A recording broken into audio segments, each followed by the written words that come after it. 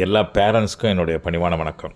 அதாவது அபாக்கஸ் இந்த வார்த்தையை நம்ம நிறைய டைம் கேள்விப்பட்டிருப்போம். கொஞ்சம் ஆழமாக அதுக்குள்ளே போயிருப்போம். அப்புறம் அதை பற்றி பெருசாக ஃபோக்கஸ் பண்ணியிருக்க மாட்டோம், விட்டுருப்போம்.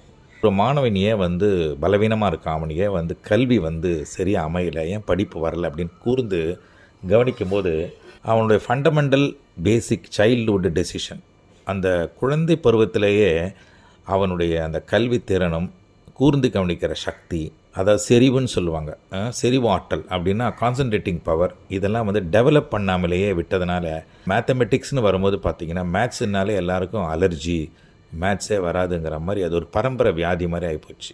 இது மேத்ஸ் கிடையாது, இது மாணவனுடைய ஞாபக சக்தி நினைவாட்டில் தூண்டுகின்ற ஒரு தங்க சாவின்னு தான், கோல்டன் கீன்னு தான் சொல்ல முடியும் அந்த அபாக்கஸ். ஸோ கோஜன் அபாக்கஸ் சென்டர் உங்கள் குழந்தைகளை சிறந்த மாணவர்களாக்குவதற்குரிய அடித்தளத்தை வகுக்கும். நம்பி வாங்க, உங்கள் குழந்தைங்களை ப்ளஸ் பண்ணுங்கள். தேங்க்யூ.